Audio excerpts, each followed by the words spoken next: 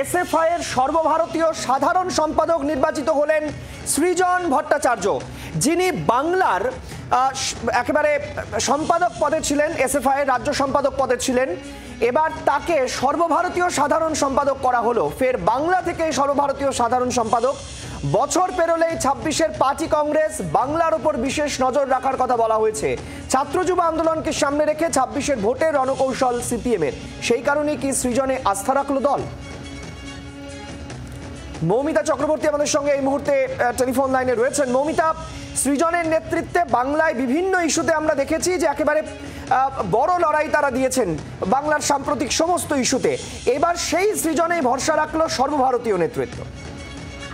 দেখো, পার্টি কংগ্রেসে এবার মোটামুটি যে আলোচনা হয়েছিল সেই আলোচনায় একরকম বোঝাই গিয়েছিল যে পরবর্তী এসএফআই যে রাজ্য সর্বভারতীয় সাধারণ সম্পাদক, সেক্ষেত্রে ছাত্র যুব আন্দোলনের উপর তারা ভরসা রাখবেন এবং সৃজন ভট্টাচার্যের নাম তখন থেকেই কানাঘুষো শোনা যাচ্ছিল।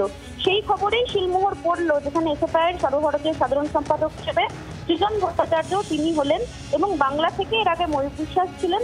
সৃজনের ওপরেই ভরসা রাখলো এবং 26-এর আগে পার্টি কংগ্রেসেও যে আলোচনা হয়েছিল যে 26-এ বাংলা বিশেষ ফোকাস থাকবে 26-এর নির্বাচনের জন্য, সেক্ষেত্রে সৃজনের যে সুবক্তা হওয়ার ইউএসপি, সৃজনের ভাবমূর্তি, স্বচ্ছ ভাবমূর্তি, তিনি যেভাবে জনসংযোগ করেন, সমস্ত লাইনকেই কিন্তু আলিমুদ্দিন স্ট্রিট পার্টি। মৌমিতা, সৃজন কোনো প্রতিক্রিয়া জানিয়েছে?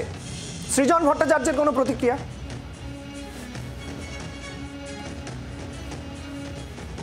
ধন্যবাদ মৌমিতা আপাতত আমাদের সঙ্গে থাকার জন্য। সৃজন ভট্টাচার্য, তাকে সর্বভারতীয় সাধারণ সম্পাদক পদে বসালো নেতৃত্ব। এসএফআই এর সর্বভারতীয় সাধারণ সম্পাদক পদে বাংলার সৃজন ভট্টাচার্য। অর্থাৎ 26-এর বিধানসভা নির্বাচনের আগে বাংলাতেই ভরসা, সাধারণ সম্পাদকের মতো গুরুত্বপূর্ণ পদে সৃজন ভট্টাচার্যকে আনা হলো।